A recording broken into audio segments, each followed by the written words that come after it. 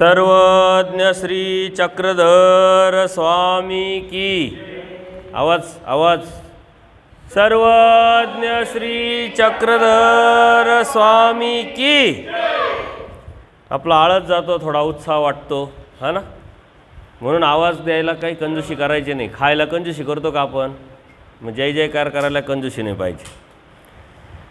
श्री क्षेत्र डोमेग्राम येथे आपण 1 तारखेपासून जो कार्यक्रम आयोजित केलेला आहे, त्या कार्यक्रमाचा आज 5वा दिवस आहे आणि पहिलं सत्र आहे। सकाळीच आपण स्थानवंदन करून आलो,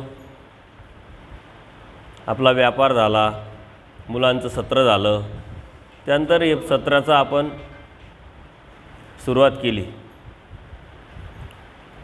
स्वामी श्री चक्रधरांनी आपल्याला जो सांगितलेला धर्म आहे, तत्व आहे, सिद्धांत आहे, आचार विचार प्रणाली आहे, ही नेमकी काय आहे, ही जोपर्यंत समजून घेत नाही तोपर्यंत आपल्या मनातली जी संभ्रम आहे, भीती आहे, न्यूनगंड आहे, गैरसमज आहे, तो दूर जात नाही। आणि देवानी हे जे तत्वज्ञान आपल्याला सांगितलं, धर्म जो आपल्याला सांगितला, तो जंगलात जाऊन सांगितला का? नाही, तो समाजात येऊन सांगितला। आणि मग समाजात फिरत असताना ही सृष्टी व्यवस्था, ही समाज व्यवस्था परमेश्वराने सांभाळली, पाळली। कारण समाज म्हटल्यानंतर रीतिरिवाज, परंपरा, सण वार ही येणारच आहे। म्हणून लोकोक्तीमध्ये देवानी पूर्ण महाराष्ट्र भ्रमण केला। लोकोक्तीच्या आपण अनेक लीळा परमेश्वराच्या ऐकत असतो, वाचत असतो। आणि प्रसंगानुरूप देवानी लोकोक्तीत आल्यानंतर त्या लीळा परमेश्वराने पुन्हा आपल्याला सांगितल्या। त्या ज्या लीळा सांगितल्या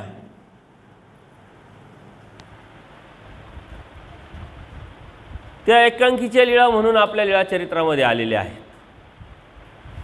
काही प्रसंगानुरूप देवानी स्वतःच्या आठवणी सांगितल्या, काही भक्तांची नावं सांगितले। खेईगोई असेल, पुण्य भांडारेकर असेल, हे एकांकीचे भक्त आहे। माधव भट असेल, एकांकीचे भक्त आहे। म्हणजे देव एकटेच भ्रमण करत असताना जे कणवेचे अधिकाराचे जीव आहे, त्या जीवांना जे जे त्या अवस्थेनुसार, त्यांच्या योग्यतेनुसार जे द्यायचं आहे, त्यासाठी देव त्यांच्या घरी स्वतः गेले आणि जाऊन त्यांच्या योग्यतेनुसार त्यांना जे द्यायचं ते दिलं। नंतरच्या काळामध्ये पैठण, श्री क्षेत्र पैठणपासून पूज्य बाईसांच्या माध्यमातून देव लोकोक्तीत आले। तेव्हापासून बाईसा मग देवाबरोबर, त्यानंतर एक एक भक्त वाढत गेले। कोणाला वेद निर्माण झाला, कोणाला बोध झाला, कोणी अनुसरले, कोणी काही न करता फक्त देवाबरोबर राहिले, स्वार्थाच्या अनुषंगाने देवाचे भजन पूजन केलं। असे अनेक भक्त आपल्याला दिसतात। परंतु हे भ्रमण करत असताना देव गावात जायचे, शहरात जायचे, समाजात जायचे। आणि हे जात असताना जे चक्र होतं, उन्हाळा असेल, पावसाळा असेल, हिवाळा असेल, समाजात जे परंपरा होत्या, सण होते, हेही येत होते। आता आपण धर्मतत्वज्ञान समजून न घेतल्यामुळे आपल्या मनामध्ये अनेक समज असतो, गैरसमज असतो, अज्ञान पण असतं। कारण आपणही समाजात राहतो आणि समाजात राहत असताना सण येतात, परंपरा आपल्यापर्यंत येतात, समाजाने दिलेल्या काही रूढी असतात त्या आपल्यापर्यंत येतात। आणि मग आपल्या मनामध्ये एक संभ्रमावस्था येते, काय करायचं आता? नागपंचमी आली काय करायचं, बैलपोळा आला काय करायचं, दीपोळी आली काय करायचं, आखाजी आली काय करायचं, काय करायचं? आणि मग आपण काय करतो, लीळाचरित्रामध्ये त्याची प्रमाणं शोधतो। आणि प्रमाणं शोधत असताना मग कधीतरी कोणत्या तरी सणाच्या माध्यमातून, कोणत्या तरी गावामध्ये देवानी त्या सणांमध्ये भाग घेतलेला असतो, कोणाचा तरी तो सण स्वीकारलेला असतो आणि आपल्याला वाटतं अरे भेटलं प्रमाण भेटलं आपल्याला, देवानी केलं, देवाच्या ठिकाणी केलं, मग आपणही करायला पाहिजे। अशी मानसिकता आपली होती की नाही? आत्ता 4 दिवसापूर्वी कोणता सण येऊन गेला? काय? हां, अक्षय तृतीया ना. थोडं जोरात बोलत जा ना. जेवण केलं नाही का तुम्ही? नाश्ता नाही केला का? जोरात बोलले. अक्षय तृतीया येऊन गेली. मग सारे लोक कामाला लागले. अक्षय तृतीया, अक्षय तृतीया काय करायचं देवाच्या ठिकाणी, स्थानाच्या ठिकाणी, साधू संतांच्या ठिकाणी. तुम्ही रीती केली असेल, कारण त्याचं प्रमाण आहे. देवानी अक्षय तृतीया स्वीकारली. परंतु हे जे प्रमाण आहे हे धर्माचे प्रमाण आहे की समाज व्यवस्थेला मान देण्यासाठी, सृष्टीव्यवस्था चालवण्यासाठी, सृष्टीव्यवस्थेला मान देण्यासाठी, त्या प्रसंगानुरूप त्या भक्तांच्या विनंतीला मान देण्यासाठी देवाने ती स्वीकारली की आपल्याला तो सण करायला लावला. हे मात्र आपल्या काही डोक्यात घुसत नाही, लक्षात येत नाही. आपण फक्त लीळा पाहतो आणि पळतो, पळायला लागतो. देवाने 8 दिपोळ्या साजऱ्या केल्या, आपण करायला लागतो. आपण सुद्धा समाजात राहतो. समाज व्यवस्था, सृष्टीव्यवस्था आपल्याला पाळावं लागते आणि मग आपण धर्माचं त्याला चौकट देण्याचा, आधार देण्याचा, प्रमाण देण्याचा प्रयत्न करतो आणि तशा पद्धतीने ते सणवार करण्याचा प्रयत्न करतो. वास्तविक आपला धर्म निवृत्ती धर्म आहे. निवृत्ती म्हणजे रिटायरमेंट. काहीच करायचं नाही, फक्त आणि फक्त देव मिळवण्यासाठी स्मरण, चिंतन, देवाला आठवणे, नित्यविधी देवाने सांगितला आहे, निमित्तविधी देवाने सांगितलेला आहे. त्यात राहून परमेश्वर कसा आपल्याला जवळ करता येईल हा आपला धर्म आहे. आपल्याला परंपरेशी, आपल्याला रूढी परंपरेशी किंवा सणवार याशी काही मतलब नाही. परंतु तसं होऊ शकतं का? नाही होऊ शकतं. कारण देवाने सुद्धा तसं केलं नाही. देव ज्या ज्या ठिकाणी गेले त्या ठिकाणी ती समाज व्यवस्था काय आहे, सृष्टीव्यवस्था काय आहे हे बघितलं आणि त्यानुसार परमेश्वराने ती सृष्टीव्यवस्थासुद्धा सांभाळली. देव एकीकडे तत्वज्ञान सांगत असताना काय सांगतात? घर न निवडीत भिक्षा कीजे. म्हणजे घर निवडायचंच नाही आहे. कोणत्या जातीचंही, कोणत्या धर्माचंही, कोणत्या समाजाचं याच्याशी काही मतलब नाही. परत देव काय म्हणतात? चातुर्वर्णामध्ये भिक्षा करा. चातुर्वर्ण म्हणजे कोणते? ब्राह्मण, क्षत्रिय, शूद्र, वैश्य असे चातुर्वर्णामध्ये समाज आहे. आणि ही चातुर्वर्ण्य कर्मानुसार देवाने सांगितलेले, हे अत्यंत महत्त्वाचं आहे. परंतु अगोदरच्या काळामध्ये कर्मानुसार जरी सांगितलेलं असलं श्रीमद भगवद्गीतेमध्ये सुद्धा, पण तरी नंतरच्या काळामध्ये काही लोकांनी त्याला जातीचं किंवा वर्णाचं बिरुद लावलं आणि त्याच्यामध्ये समाज बाटल्या गेला, समाज वेगळा झाला. वास्तविक देवाने सांगितलं ज्याचं जसं कर्म त्याच्यानुसार तो त्या वर्णाचा. एखादा ब्राह्मण आहे परंतु त्याचं कर्म ब्राह्मणाचं नसेल तर तो ब्राह्मण होऊ शकत नाही, तो जातीत्वाने ब्राह्मण आहे. एखादा क्षत्रिय आहे, त्याचं कर्म क्षत्रियाचं नसेल तर तो क्षत्रिय होत नाही. पण एखादा ब्राह्मण आहे पण त्याचं कर्तव्य कर्म जे आहे ते क्षत्रियाचं असेल तर तो क्षत्रिय. कर्मानुसार या गोष्टी ठरल्या. परंतु समाज व्यवस्थेमध्ये नंतरच्या काळामध्ये त्याला वर्णाचं बिरुद आणि चौकट लावून दिली आणि ती समाज व्यवस्थेला, आपल्या धर्माला खूप मोठा फटका पण बसला. कारण ब्राह्मण, क्षत्रिय हे जे प्रबळ समाज होता, क्षत्रिय म्हणजे लढवय, राजे, रजवाडे, त्यांचा आधार ब्राह्मणांना भेटला, ब्राह्मणांचा आधार त्यांना भेटला. परंतु क्षुद्र आणि जे वैश्य यांना आधार काही मात्र कोणाचा नव्हता. मग त्यांनी काय करायचं?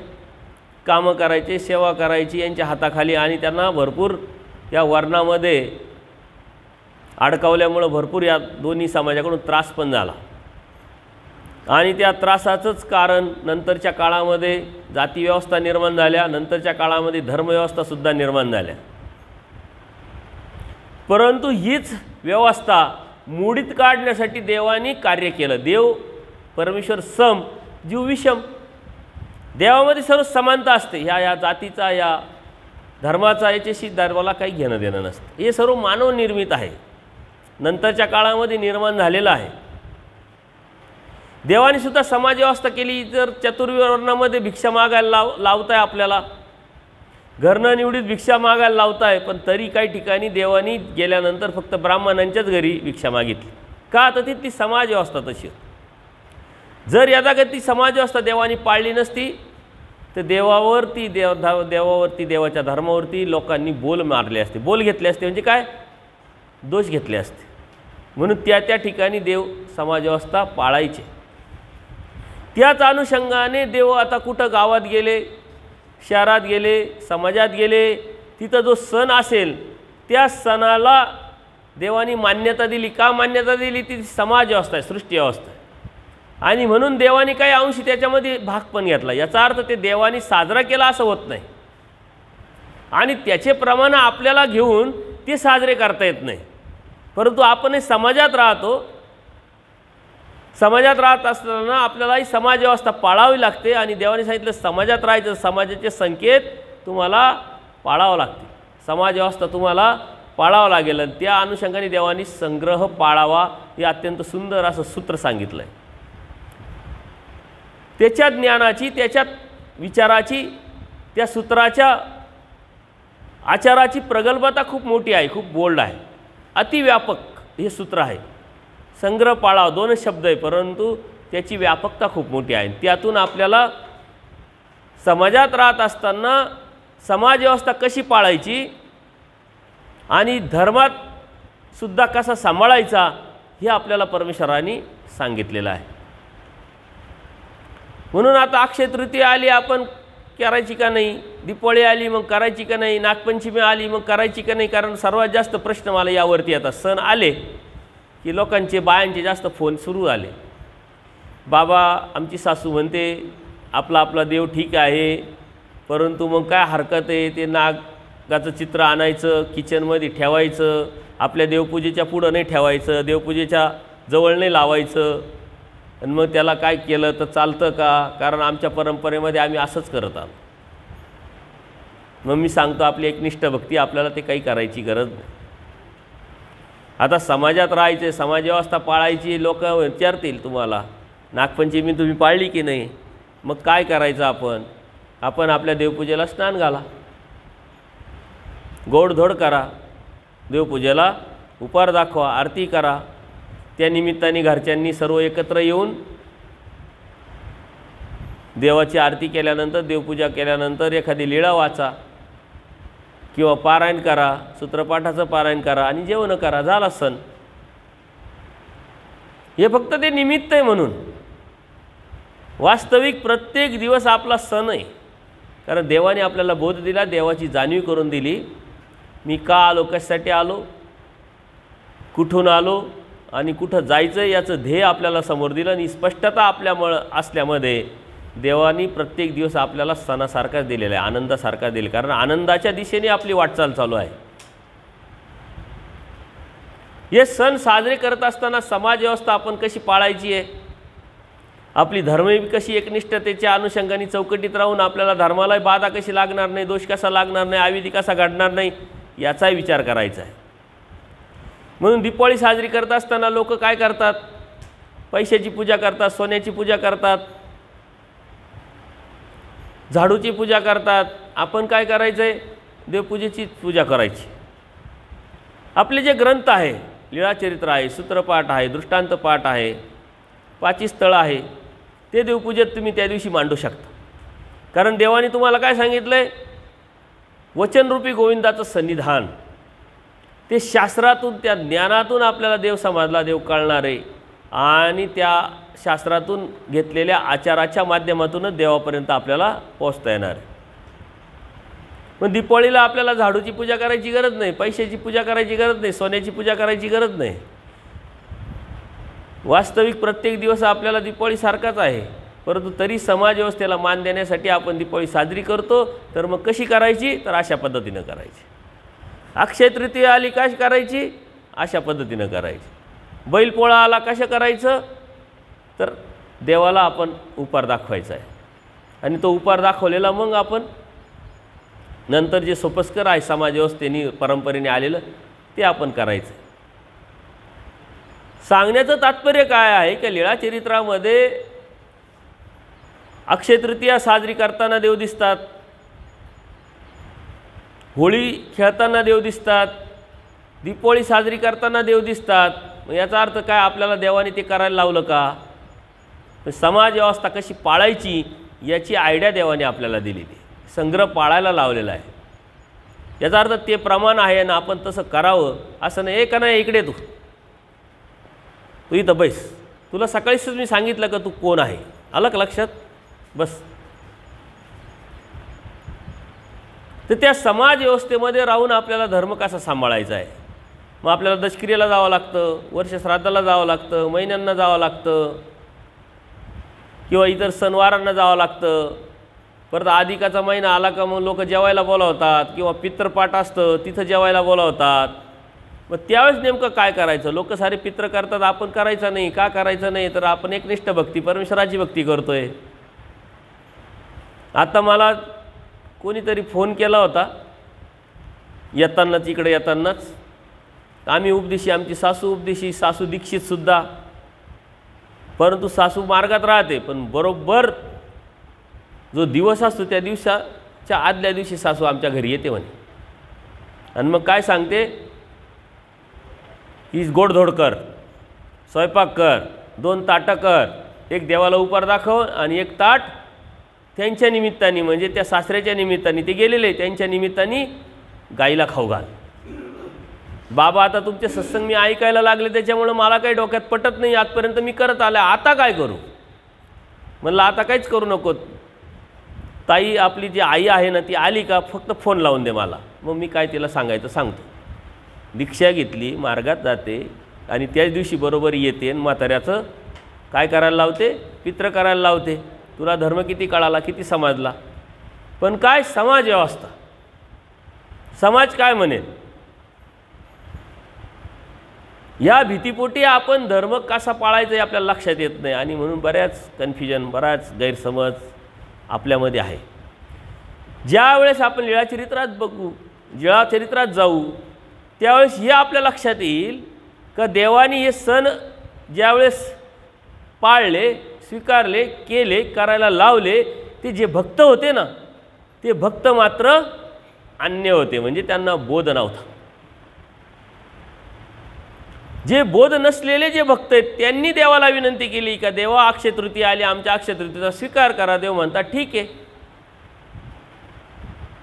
देवानी समाज व्यवस्था पाळली. त्यांनी जर देवानी त्यांना सांगितलं असतं की आम्ही परमेश्वर आमच्या ठिकाणी, असं काही नसतं, तर ते आणखीन दोष घेतला असता, धर्माला विपरीत झाले असते. त्यांनी जे देवाला द्यायचं आहे त्यासाठी देवाला त्यात आलं नसतं. आणि अज्ञान लोक आहे त्यांना शिकून समजून सांगून काही उपयोग नसतो, म्हणून देवाला समाज व्यवस्था पाळायची असल्यामुळे देवाने ते स्वीकारलं आणि आपण ते प्रमाण घेऊन आपल्या धर्मात ते सण करण्यासाठी पळतोय. वास्तविक जर तसं बघितलं तर देवानी सारे जे अन्य लोक आहे का ज्यांना बोध नाही, आपण अन्य म्हणतो कोणाला हे आपल्या लक्षात येतं. आपल्यामध्ये अन्य असतो का ज्यांनी धर्म समजून नाही घेतला, नाम तर घेतले, बोध तर झाला, पण धर्म समजून नाही घेतला. आणि धर्म समजून न घेता जो पाळत नाही तो बी अन्यच आहे, त्याला बोध असला तरी. म्हणून देवाने सांगितलं अन्य पुरुष धर्मापासूनच आहे. जो धर्मातच नाही तो जाईल कसा? जो धर्मात आहे तोच जाईल ना. मग धर्मातला अन्य देवाने सांगितलेला आहे का जर तो धर्म समजून घेत नाही, जाणून घेत नाही, तो धर्मावरून जाणारच आहे. म्हणून ज्ञानाला अत्यंत महत्त्व आपल्या देवाने दिलेलं आहे, ज्ञानमोचक सांगितलेलं आहे, म्हणून ज्ञान गरजेचं आहे. समाज व्यवस्था देवाने पाळली. एका ठिकाणी देव चालले, होळीच्या दुसऱ्या दिवशी काय असतं? धुलीवंदन असतं ना. धुलीवंदनाचा कार्यक्रम आहे. देवाने होय रे होय म्हटलं, तिथं ती राख उडवली आणि देव पुढून गेले. लगेच आपण म्हणतो अरे देवाने होळी खेळली ना, मग आपण करायला काय हरकत आहे? दीपावळीच्या अनुषंगाने तसंच. उलट दीपावळीमध्ये महादायसा एकदा भिक्षेला जातात. भिक्षेला जात असताना नवीन कपडे घातलेले माणसं त्यांना दिसतात. या दंडोदन सर्वांनी टाळ्या वाजवून या भक्तांचं स्वागत करा. बसा आता.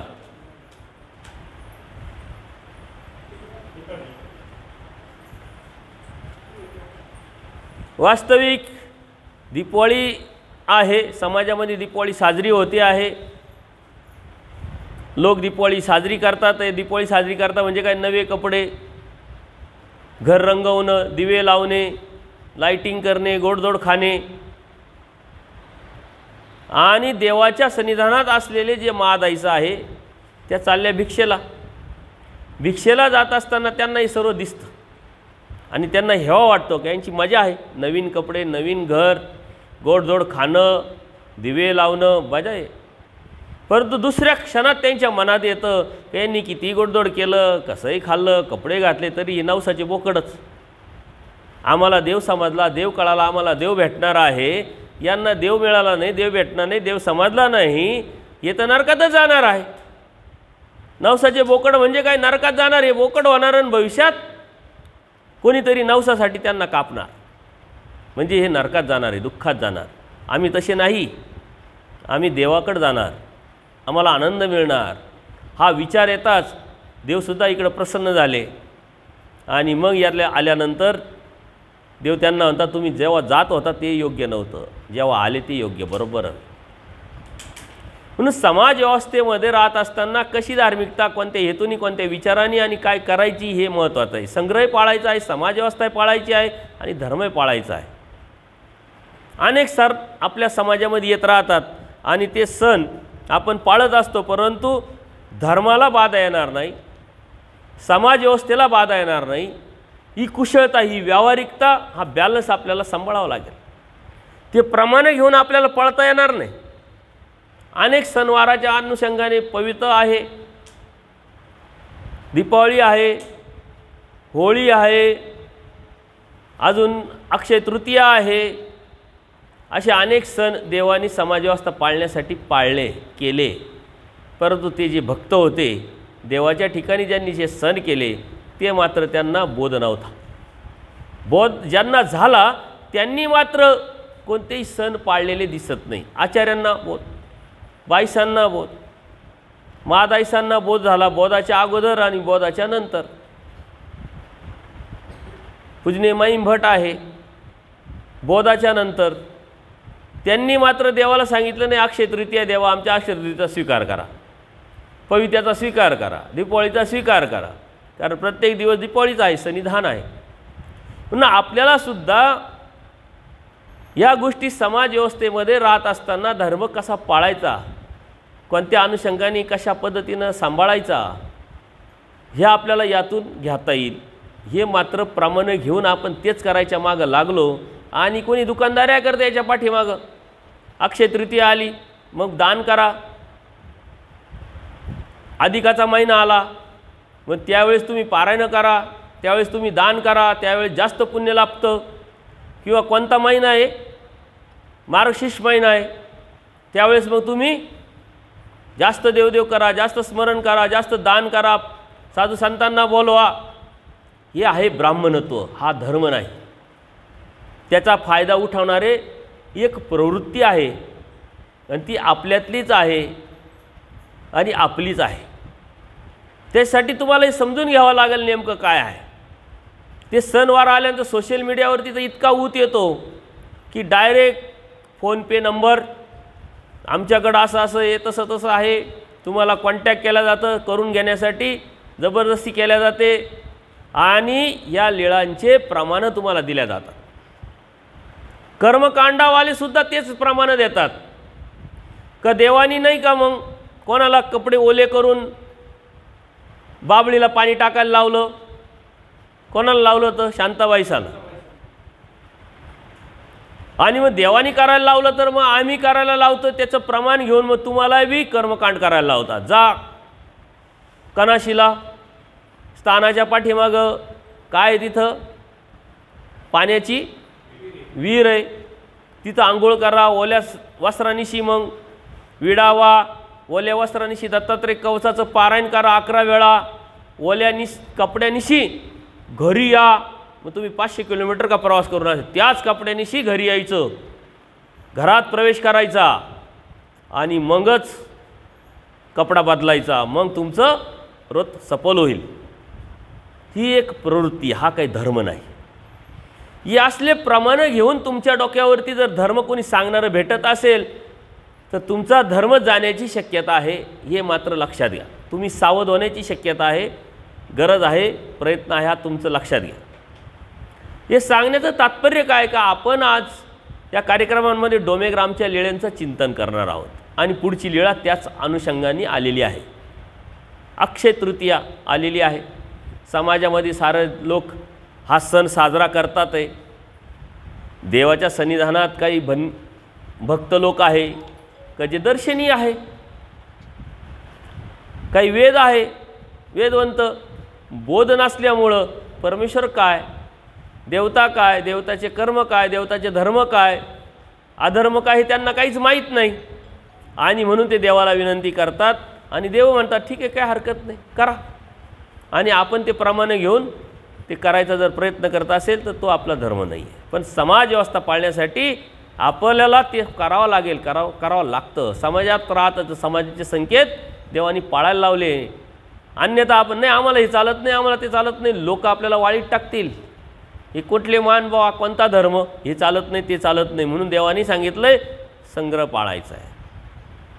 एकादशी आली, पक्षकाराने सांगितलं एकादशी आली, सारे लोक काय करतात, उपवास धरतात. तुम्ही जेवण केलं आणि समाजात गेले, कोणीतरी विचारलं काय खाल्लं आज, खिचडी खाल्ली का भगर खाल्ली, उपवासाचे फळं काय खाल्ले, मग आपण सांगायचं खिचडी खाल्ली. आपण वास्तविक खिचडी खाल्लेली नसते, उपवास धरलेला नसतो. पण पक्षकार काय म्हणतात, तेवढी वेळ मारण्यासाठी तुम्ही थोडंसं खोटंही बोलले तरी तुम्हाला काही दोष नाही. धर्म सांभाळण्यासाठी या गोष्टी, या आयडियाज आपल्याला आपल्या पक्षकारांनी, आपल्या देवानी सांगितलेले आहे, दिलेले आहे. परंतु आपण ते विचार चिंतन न करता ते प्रमाण घेऊन आपण पळत असतो. आणि म्हणून करावं लागतं म्हटले. कुळदैवताचंच तसं, वर्षातून एकदा पितृ करावंच लागतं म्हटले, नाही तर काही त्रास होतो का, काय त्रास होतो का, त्रास होईल ही भीती आपल्या मनामध्ये घातलेली असते. मग त्याच्यातून आयडिया पण वापरलेल्या असतात. तुम्हाला पितृदोष आहे, मग अशा अशा स्थानावरती या, मग आम्ही तुमच्याकडून तो पितृदोष मानव संप्रदायाच्या तत्त्वज्ञानानुसार करून घेऊ. मग तुम्हाला हे मानव धर्माचं तत्त्वज्ञानानुसार करून घेणारे साधू आपले वाटतात आणि मग आपण तिथं जाऊन ते करून घेतो. परंतु हे कर्मकांड आहे, ही अंधश्रद्धा आहे, हा विकल्प आहे आणि संग्रहरूप विकल्प त्याला म्हटलेला आहे. थोडं थोडं करता करता आपण मोठ्या विकल्पाला जाऊ आणि धर्मापासून जाऊ का जो धर्म आपल्याला अनंत जन्मानंतर, अनंत सृष्टीनंतर,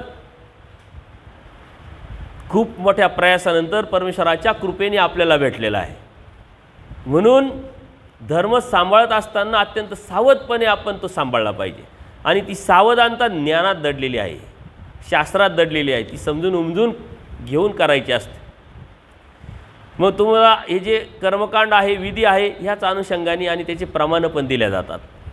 तुम्हालाच काय, आम्हालासुद्धा प्रमाणे दिल्या जातात. आम्हीसुद्धा प्रमाणं, कोणातरी काहीतरी चर्चा जर झाली तर ते म्हणता काय सांगता तुम्ही, हे काय प्रमाण, हे लीळाचरित्रातला XYZ ह्या नंबरची लीळा, ही पूर्वार्धातली, उत्तरार्धातली देवानी केलं, तुम्ही काय सांगताय नाही करायचं, हे चुकीचं आहे.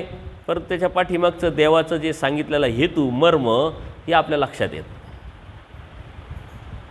हे लक्षातच येत नाही. आणि म्हणून आपण ते लक्षात घेऊन धार्मिकता करायची असते. असंच अक्षय तृतीया असते आणि अक्षय तृतीयेच्या दिवशी लकुबाईसा नावाच्या ज्या भक्त असतात त्या स्वामींना विचारतात, जी गोसावी यांना अक्षय तृतीयेची पूजा करीन म्हटली मी, मला असं वाटतं अक्षय तृतीयेची मी पूजा करावी तुमच्याकडं. आणि ते बी म्हणतात ठीक आहे, स्वामींनी मी ते मान्य केलं, भावना आहे,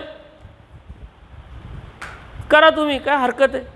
त्या निमित्ताने देवाला देणं होईल, देवाच्या ठिकाणी काही घडलं त्यांचा अधिकार वाढेल, योग्यता वाढेल, ते पुढे जाऊन धर्माला लागतील आणि त्यांचं हित होईल. कारण देवानी काय केलेलं आहे, अवतार घेतलेला आहे. निराकार असलेला परमेश्वर सावे साकार झालेला आहे आणि सावे साकार झालेला आहे जीवासाठी, म्हणून जीवासारखं होऊन आलेला आहे. जीव धर्म, देह धर्म स्वीकारलेले आहे. देवाला कसले सण आनंद, तो त्याला कसलं सुख आणि त्याचा कसलं सणवार गोडधोड, परंतु हे सर्व जीवासाठी. देव म्हणतात ठीक आहे, काय हरकत नाही, करा म्हटले. आणि हे करत असताना स्वामींनी पण ते मान्य केलं.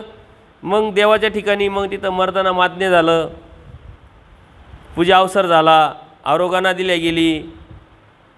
आणि हे सर्व लहामाईसुद्धा पाहत होते. तिथं शेजारी ती बघत होते का ही लखुबाईसा काय करते. लहामाईसा बघत होते आणि लहामाईसाच्या मनात दुःख असतं की मलाही देवाच्या ठिकाणी असं करावं, परंतु माझ्याकडं तर काहीच नाही आहे, कशाने करावं.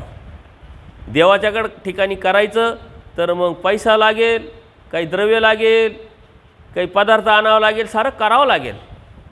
आणि तिच्याकडं तर ते काही नव्हतं, त्यामुळं ती दुःख करायला लागते. मग देवाने तिचं ते दुःख आहे ते ओळखतात. देव सर्वज्ञ आहे. आपल्याला दुःख नाही, पण आपण करायच्या मागं लागलेलो आहे. तुम्ही दुःख कराल तर देव पण ओळखा. देव सर्वज्ञ आहे.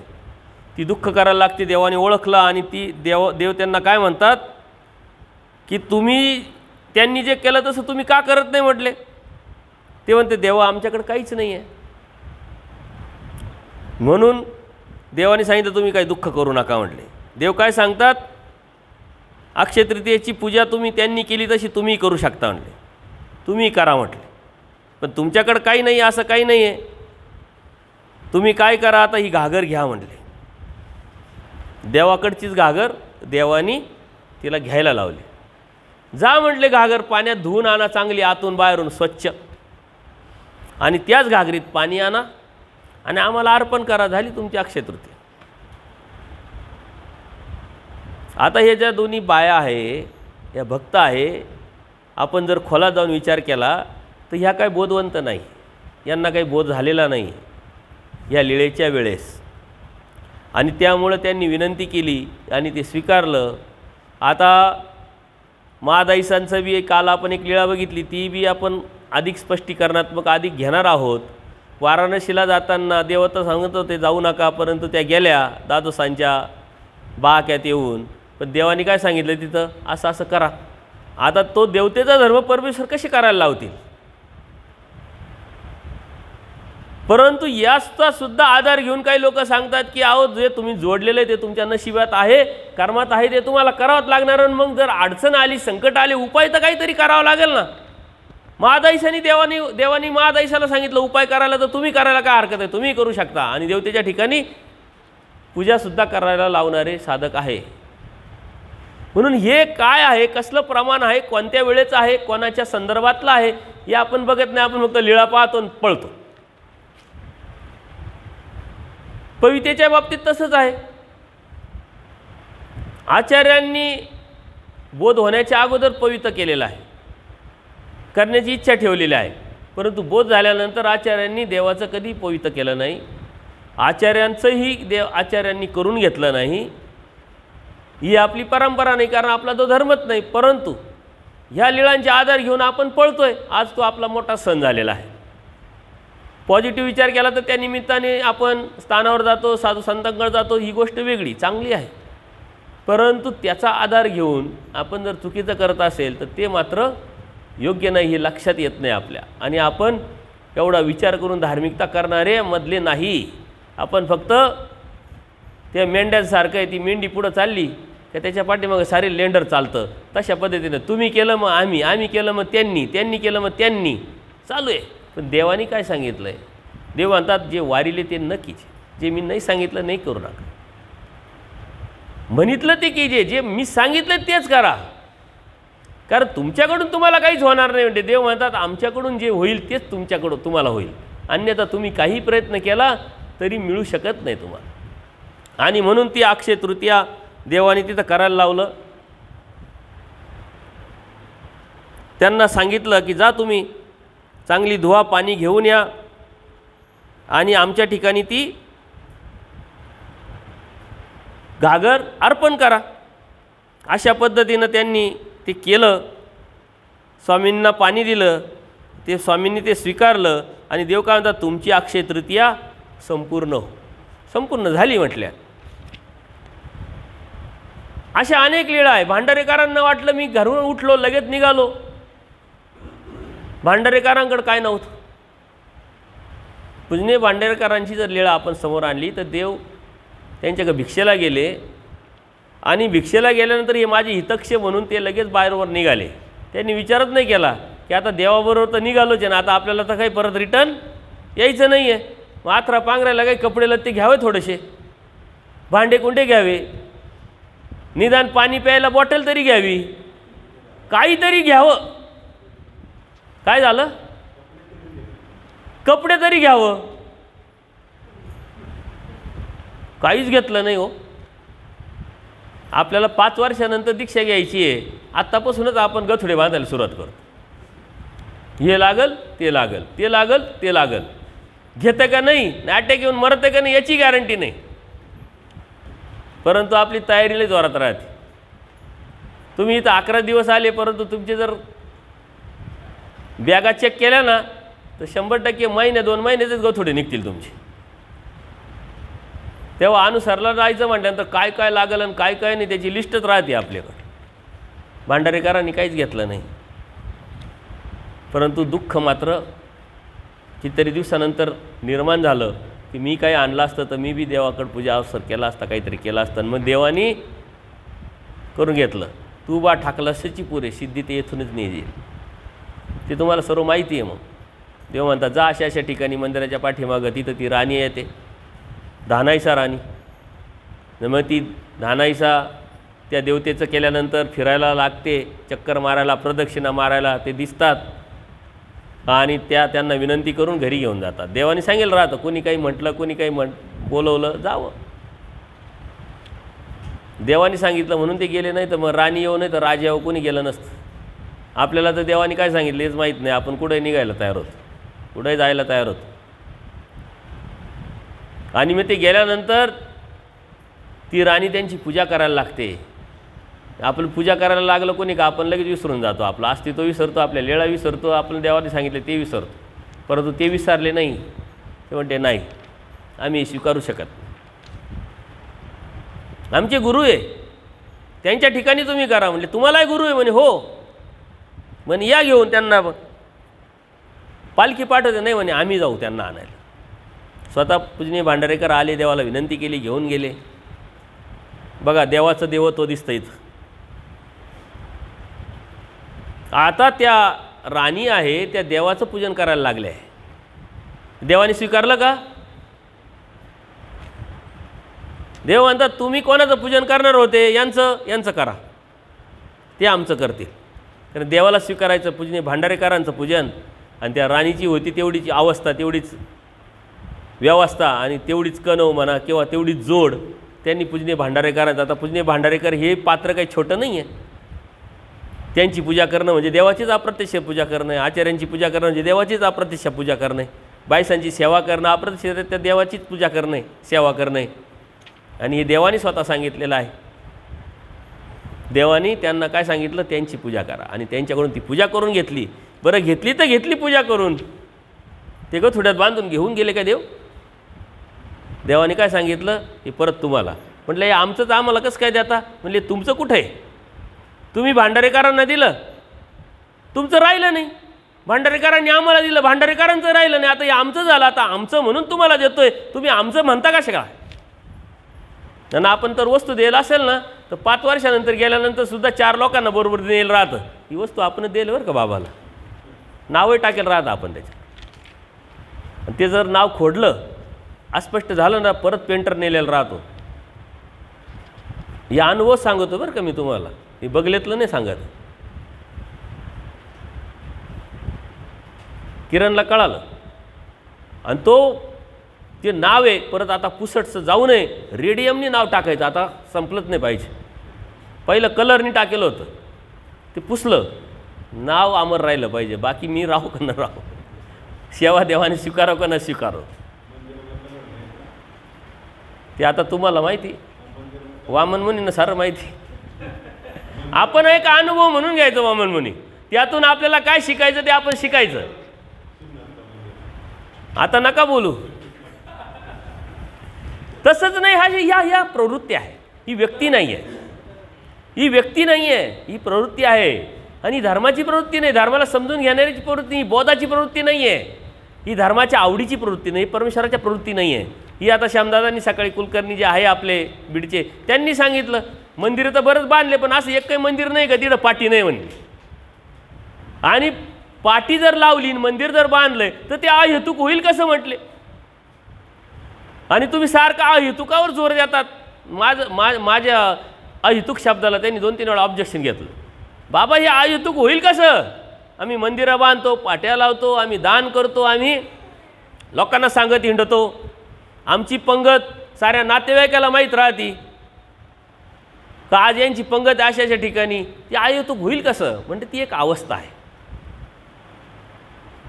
ज्ञान झाल्यानंतर ती अवस्था निर्माण होत असते. त्या अवस्थेच्या नंतर मग ती होत असते, ती देव करून घेत असते. होणारच नाही असं नव्हे, होईल. तर तुमचा भाव ज्ञानयुक्त असला पाहिजे, तुमची श्रद्धा ज्ञानयुक्त असली पाहिजे, तुमचा धर्म ज्ञानयुक्त असला पाहिजे. ज्ञानयुक्त नसेल तर ती श्रद्धा ही अंधश्रद्धा होते, ती श्रद्धा राहत नाही. तो भाव राहत नाही. देवाने तर सांगितलंय भाव व्यभिचारी 0 मिनिटात बदलत राहतो. आणि देवाने विधीच्या आणि भावाच्या पलीकडचा जो धर्म सांगितला आहे तो समजून घेतल्यानंतर ते आचाराशी निगडित आहे ना. आचार हा अवस्थेशी निगडित आहे. जेव्हा आचार करायला लागल तेव्हा तुमची अवस्था बदलेल. आणि आचार काही खूप मोठा नाही आहे. देवाने स्वीकारली, अक्षय तृतीया स्वीकारली, होळी स्वीकारली, दीपावली स्वीकारली, परंतु अन्य लोकांची स्वीकारली, ज्यांना बोध नाही त्यांची स्वीकारली. वास्तविक जर तसं बघितलं तर आपण अन्य लोकांना हे करायला लावायचं आपल्या संपर्कात. आणि मग देवाच्या ठिकाणी जर त्यांनी केलेलं ते उपयोगात पडल, कधीतरी बोध होईल, आपणच करायला सुरुवात करतो. काही लोक हे सांगण्याचं तात्पर्य काय, काही लोक सांगतात का हो आम्ही होळी करतो तुम्ही होळी करता, आम्ही अक्षय तृतीया तुम्ही करता, आम्ही दीपावली करतो तुम्ही करता, मग तुमच्यात तर आमच्यात काय फरक आहे. फक्त आमचा प्रसादच खाती नाही, आमच्या देवालाच येते नाही, फरक काय. तर आपलं संभ्रमावस्था, आपलं कन्फ्युजन आहे का धर्म आपल्याला जो आहे वेगळा सांगितलेला देवानी तो मात्र आपल्याला लक्षात आलेला नाही, समजेलं नाही, समजून घेतलेला नाही आहे. म्हणून त्यांना आपलं सारखंच वाटतं, पण आपण वेगळे आहोत. कारण देव वेगळा आहे, जीव प्रपंच व्यतिरिक्त देव वेगळा आहे की नाही. तो जो वेगळा परमेश्वर आपल्याला समजलेला नाही आहे. आणि जेव्हा वेगळा परमेश्वर समजेल तेव्हा वेगळा धर्म पण कळेल. आणि जेव्हा वेगळा धर्म कळेल तेव्हा वेगळा धर्म करण्याचा आपण प्रयत्न करू आणि त्यातून अवस्था निर्माण होईल, त्यातून देवापर्यंत आपण पोचू. अन्यथा हे तर आहे सर्व लीळाचरित्रामध्ये काय नाही आहे, समाज व्यवस्था आहे, सर्व आहे. पुराणातले देवानी काही सांगितल्या नाही गोष्टी.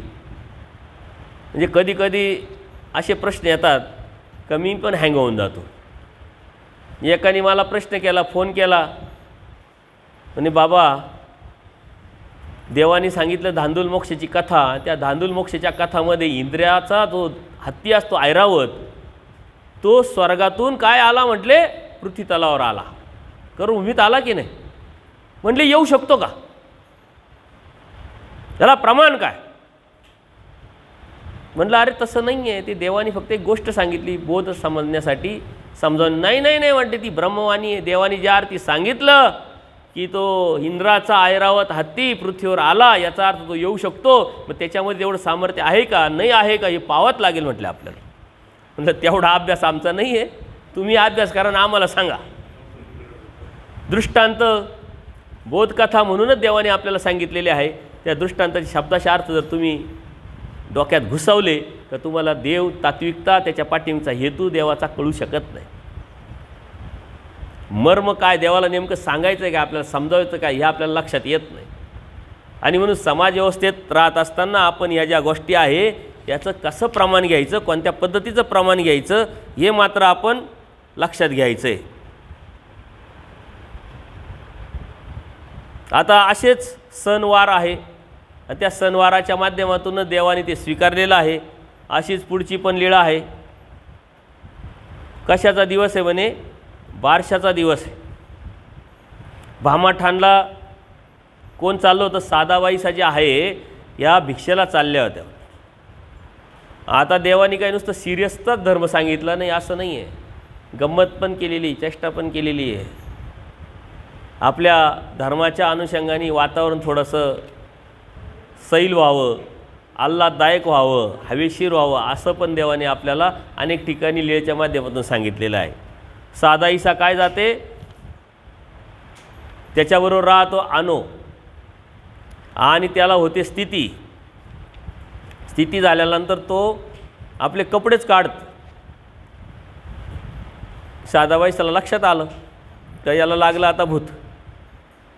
आता ती घाबरली, हा आपल्याला भिक्षा मागू देणार नाही आणि आपल्याला काय करतो का काय. मग ती थोडी पुढं गेली, लपली. याला पुढं जाऊ द्या म्हटले आणि मग आपण भिक्षेला जाऊ. त्याला पुढं जाऊ दिलं. साधाबाईचा भिक्षेला गेल्या. तिच्या डोक्यात मात्र ती भीती घुसली. तिनं तिथं 2-4 ब्राह्मणांच्या घरी भिक्षा मागितली.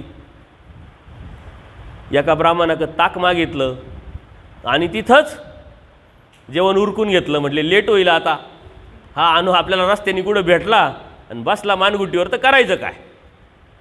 तिथंच उरकून घेतलं. उरकून घेतल्यानंतर आले. तोपर्यंत त्यांची स्थिती गेली होती, सर्व व्यवस्थित झालं होतं, परंतु वेळ होऊन गेला होता. आता उरलेलं जे आहे ते देवाला दृष्टीपूत कसं करायचं, देवाला दाखवायचं कसं, कारण उष्ट आहे. मग तिनं ते खुंटीला टांगलं आणि मग देव म्हणतात का हो दररोज दृष्टीपूत करता, आज का भिक्षा दृष्टीपूत केली नाही. आता देवाला काय माहीत नाही का, देवाला सारं माहिती आहे, पण ते वधून घ्यायचं आहे आणि ती लीळा आपल्यापर्यंत देवाला पोचवायची. लक्षात घ्या, आपला विचार देवाने केलेला आहे. तेव्हा आपल्या नंतरच्या भक्ताचा देवाने विचार केलेला आहे का हे लोकांपर्यंत गेलं पाहिजे, समाजापर्यंत गेलं पाहिजे, यातून काय शिकायचं हे शिकलं पाहिजे, यातून काय घ्यायचं ते घेतलं पाहिजे, धर्म सांभाळला पाहिजे. देव विचारतात का हो तुम्ही आज चोळी दृष्टीपूत केली नाही. नाही म्हटले देवा. मग तिनं सर्व हकीकत सांगितली मागची. असं असं झालं म्हणले, त्याला पिशेचं लागलं, ते पाठीमागं लागलं, मी घाबरले, मग मी तिकडं जेवून घेतलं, एका ब्राह्मणाच्याकडून ताक पण मागून घेतलं. सारं जे आहे ते साधा, नावच साधा ठेवलं तिचं का, तर साधी जे आहे ते सरळ स्पष्ट, काही लपवणं नाही, काही चपवणं नाही, काही जे आहे ते मन मोकळंपणेवर. आणि मग ते सर्व सांगितल्यानंतर देवाला त्यांची गंमत करावीशी वाटली. देव म्हणतात तुम्ही ब्राह्मणाच्या घरी म्हणून जे घरं मागितले ते ब्राह्मणाचे घरच नव्हते म्हटले, ते वाण्याचे घरं होते म्हटले. झाली का पंचायत, कारण हिच्या मनातला विकल्प काढायचा होता देवाला.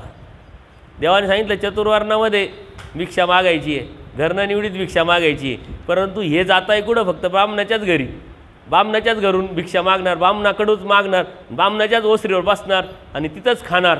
हा विकल्प यांचा खर्च फेटणार, कधी जाणार आहे, कधी निघणार आहे. हा विकल्पातून बाहेर पडत नाही आपण, सहजासहजी बाहेर पडत नाही. आणि हे बाहेर न पडण्याचं कारण आपण समजून घेतलेलं नाही धर्म. आणि मग तिला शंका आली का आता काही खरं नाही, आपला धर्म आता गेला म्हटले, ब्राह्मणाचं घरी नाही. ते ती परिहार देते, नाही नाही देवा, ते ब्राह्मणाचेच घर होते म्हणे. कशावरून, पण त्यांच्या बाया गोऱ्या गोऱ्या होत्या म्हणले, वाण्याच्या बाया गोऱ्या गोऱ्या राहतात म्हणे. कुंकू होतं मोठं पूर्वी बघा, आता काहीच कळत नाही कोणालाच, साऱ्या टिकल्या सारख्या दिसत आहे, साऱ्या भिंतीला टिकल्या, टी व्हीला टिकल्या, गाडीला टिकल्या, बाथरूममध्ये टिकल्या, कुठं टिकल्या राहते आपल्याला कळतच नाही. मंगळसूत्र घालायच्या ऐवजी आपलं मोबाईलच आतमध्ये खाली राहतो इथं असं बायांच्या. मग कोणाबरोबर त्यांनी मोबाईलबरोबरच, काही विषयच नाही राहिला, सारं बदललं आहे. पण पूर्वी समाज व्यवस्था अशी होती का कोणती बाई कोणती कुंकू कसं घालायचं त्याच्यावरून तिची जात ओळखता येतो, तिचं वर्ण ओळखता येत होतं. हे तुम्हालाही माहिती. आम्ही खेड्यात राहिलेलो एकत्र कुटुंबात, आम्हाला माहिती आहे असं कुंकू मग कोण, जाड कुंकू मग कोण, बारीक कुंकू मग कोण, बारीक गोल टिकले टाईक कुंकू म्हणजे कोण, मोठं कुंकू म्हणजे कोण. मग ते ताईला माहिती आहे, वामन मुनींना माहिती आहे, जुन्या बाया त्यांनाही माहिती, बरोबर की नाही. तिनं सांगितलं नाही नाही मोठं कुंकू होतं म्हणे, ब्राह्मणाच्या बाया मोठं कुंकू घालत्या म्हणे, ब्राह्मणाचंच घर होतं म्हणे, नाही वाण्याचंच घर होतं. आणि त्याला रिवॉर्डायला कोण होतं, आचार्य. देवाला देवाचं आचार्यांक पाहिलं, आचार्याच्या लगेच लक्षात आलं का आता देव आता हिची गंमत घेत आहे. म्हणले का हो बरोबर का नाही, म्हणे हां बरोबर आहे देवा, ते तुम्ही म्हणता तसंच आहे, वाण्याचंच घर होतं म्हणे. वाण्याच्या बाया गोऱ्या राहतात, वाण्याचे बी कुंकू लावतात म्हटले.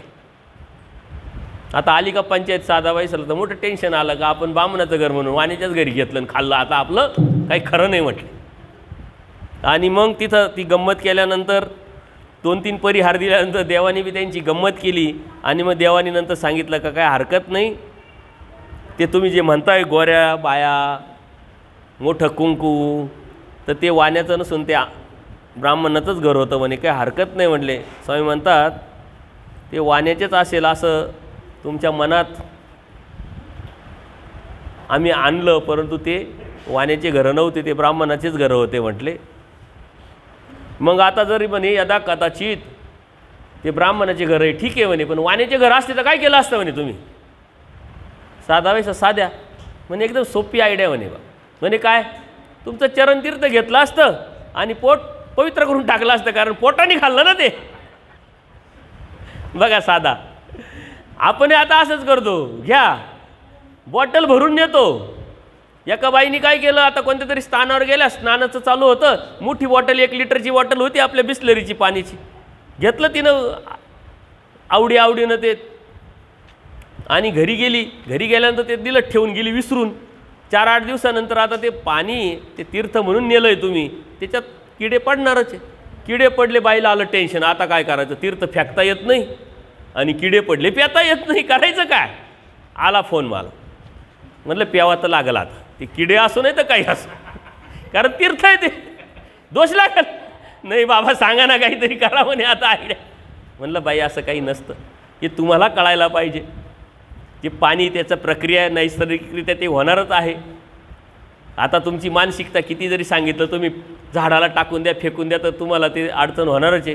ते गाळून घ्या, आंघोळीच्या पाण्यात टाका आणि घ्या आंघोळ करून. म्हटलं आता मग काय करता. एकाने फोन केला, आमच्याकडे देवपूजा लई मोठी आहे म्हणे, पेटीची आमच्याकडं, आणि मग आम्ही जेव्हा ती स्नान घालतो ते स्नान घातल्यानंतर जे तीर्थ ते हंडाभर येतं म्हणे. आता हंडाभर तर पिऊ शकत नाही, करायचं काय म्हटलं. शहरात राहतोय, फ्लॅटमध्ये आहे, खाली जावं तर झाडाला टाकता येत नाही आणि पिता येत नाही, करायचं काय. आंघोळ केलं तरी बाथरूममध्येच जाणार, बाथरूममध्ये टाकलं तरी कटरीतच जाणार, करायचं काय. मोठं टेन्शन. म्हटलं काय करायचं आता तुम्हीच ठरवा बा. हे आपल्या मनामध्ये हे जे विकल्प आहेत, हे विकल्प मनातून आपले निघून गेले पाहिजे. ही एक भावना आहे, भावक्रिया आहे तुमच्या मनामध्ये, ती देवाविषयी असलेलं प्रेम आहे, धर्माविषयी असलेलं प्रेम आहे, परंतु त्याच्या पाठीमागचं अन्यथा ज्ञान पण तेवढंच पक्कं झालेलं आहे. म्हणून तुम्हाला छोट्या छोट्या गोष्टीतही दोष लागतो का काय, हे लागतं का काय, ते लागतं का काय, त्याच्यामुळे तुम्ही धर्म विसरून गेले. धर्म कसं पाळायचं हे जाणून न घेताच तुम्ही, भीती निर्माण झाल्यामुळे धर्म जाणूनच घेत नाही. जाऊ द्या, नको ती कटकटच नको, डोक्याला ताण. मग देवाने सांगितलं साधाला, आणि साधाने बी आयडिया दिली. म्हणले सोपं काम आहे, तुमचं चरणतीर्थ घेईल आणि पोट पवित्र करून टाकील म्हटले. स्वामी म्हणतात ते घर ब्राह्मणाचेच होते, आता तुम्ही काही टेन्शन घेऊ नका, तीर्थ घेऊन परत पवित्र पोट करायच्या भानगडीत पडू नका. तुम्हाला आम्ही फक्त चाळवत होतो म्हटले, तुम्हाला समजावत होतो, सांगत होतो, काहीतरी लक्षात आणून देत होतो, हे तुम्ही लक्षात घ्या म्हटले. आजही आपल्या मनामध्ये ह्या कितीतरी गोष्टी आपण बोध झाला आहे, आपल्याला बोध होता, देवाने आपल्याला निर्विकल्प केलेला आहे. पण आपण जातीतून बाहेर पडतो का. आपण कोणाला विचारतो काय आडनाव आहे तुमचं, मग आडनाव त्याचं विचारायचं कारण काय होतं, हा कोणत्या जातीचा आहे, काय घेणं आहे आपल्याला जातीचा. स्वामी श्रीचक्रांचा परिवार आहे ना, हा कोणत्या संप्रदायाचा, हा कोणत्या धर्माचा आहे. परमेश्वर म्हणतात परमेश्वर सम जीव विषम, ही समानता आपल्या बुद्धीमध्ये आली पाहिजे, ही भावना आपल्या मनामध्ये आली पाहिजे, ही दृष्टी आपली समानतेने निर्माण झाली पाहिजे. परंतु समानता निर्माण धर्माच्या ठिकाणी आल्यानंतर तरी आपण केली पाहिजे. स्थानवंदनाला मार्गाच्या ठिकाणी तरी आपण ती निर्माण केली पाहिजे. समाजात जेव्हा जाता, समाज व्यवस्था म्हणून तुम्हाला त्या गोष्टी पाळाव्या लागतात, परंतु तुम्ही स्वतःहून त्या पाळल्या नाही पाहिजे. समाज पाळतोय त्याला हा म्हणा, समाज पाळतोय तिथं फक्त साक्षीला उभे राहा, परंतु तुमच्या मनातून ते मात्र पूर्ण गेलं पाहिजे. म्हणून अनेक विकल्प आपल्या मनामध्ये आहे, अनेक गैरसमज आहे, आपले एक अज्ञान आहे.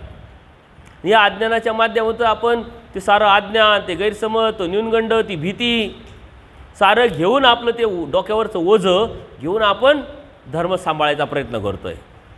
वास्तविक हे सारं ओझं देवाने उतरवलेलं आहे आपल्याला, आपल्या डोक्यातून, आपल्या डोक्यावरून, परंतु आपण मात्र ते डोक्यातून काढायलाच तयार नाही, डोक्यावरून काढायलाच तयार नाही आहे.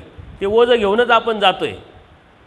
समाजात राहत असताना या साऱ्या गोष्टी आपल्याला अनुभव येत आहे, आणि ते करत असताना धर्मही आपल्याला सांभाळायचा आहे, समाजव्यवस्था सांभाळायची, आणि याचे प्रमाणे घेऊन आपण धार्मिकता करायच्या मागं लागलेलो आहे. प्रमाणे लीळाचरित्रातलेच घ्यायचे असतात, परंतु त्या लीळा केव्हा, कुठं, कधी, कोणत्या प्रसंगानुरूप देवाने केल्या त्याचा विचार करून त्या लीळेतून आपल्याला काय घ्यायचं, काय शिकायचं, आणि ते किती प्रमाण म्हणून आपल्याला स्वीकारून धर्म पाळायचा हे आपल्याला समजून घ्यावं लागेल. अशा अनेक गोष्टी आहेत. समाजामध्ये चाललेल्या ज्या धर्मामध्ये धर्माच्या अनुषंगाने धर्माच्या नावाखाली ज्या चाललेल्या गोष्टी आहे त्या धर्माच्या आहे की नाही ते चेक करायचं काम तुमचं आहे, कारण धर्म तुमचा आहे, सांभाळायचं तुम्हालाच आहे. तुमचा धर्म जर तुम्ही नाही सांभाळला तर कोणीच सांभाळू शकत नाही, देवही नाही सांभाळू शकत, कारण देवाने तर तुम्हाला बोध देऊन स्वतंत्र केलं आहे. आता तुमचा जो धर्म आहे तो तुम्हालाच सांभाळावा लागणार आहे, नुसता सांभाळायचाच नाही तर वाढवा पण लागणार आहे, तो वाढत जाऊन परमेश्वरापर्यंत न्यावा लागणार आहे. परंतु या अशा छोट्या छोट्या गोष्टीतून जर धर्म तुमचा जात असेल तर देवापर्यंत आपण जाऊ शकत नाही, त्या धर्माला आपल्याला नेऊ शकत नाही.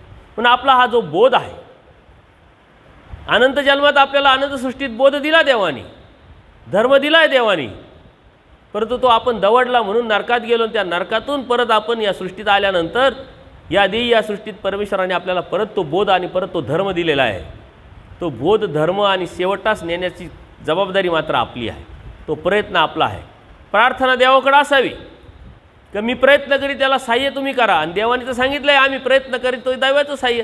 तुम्ही जर प्रयत्न केला तर आम्ही साह्य करण्याचा प्रयत्न ज्ञानाचा असला पाहिजे, ज्ञानयुक्त श्रद्धेचा असला पाहिजे, ज्ञानयुक्त प्रमाणाचा असला पाहिजे. कोणतंही घेऊन कुठेही घेऊन पळालं तर ते मात्र आपल्या धर्मापर्यंत किंवा परमेश्वरापर्यंत घेऊन जाऊ शकत नाही. आणि म्हणून या गोष्टी आपण समजून घेतल्या पाहिजे. पुढची लीळा खूप मोठी आहे, ती सांगायला गेलो तर परत वेळ वाढेल.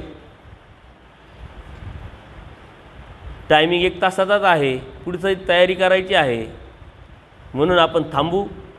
दुपारच्या सत्रामध्ये त्या पुढच्या लीळेचं चिंतन विवेचन करू.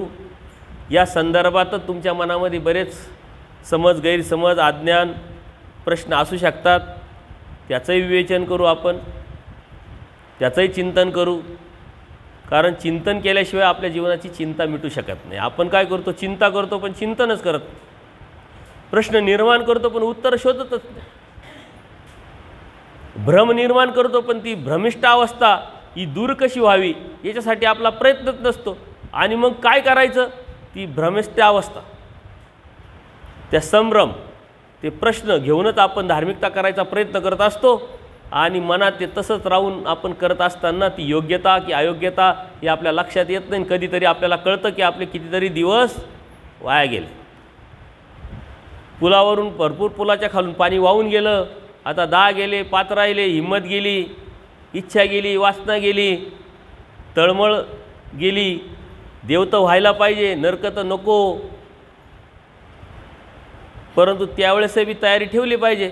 त्यावेळेस म्हणतात नाही आमच्याच्यानी काही होणार नाही, जर तुम्हाला जमत असेल तर आम्ही निघून जातो, पहा काय करायचं.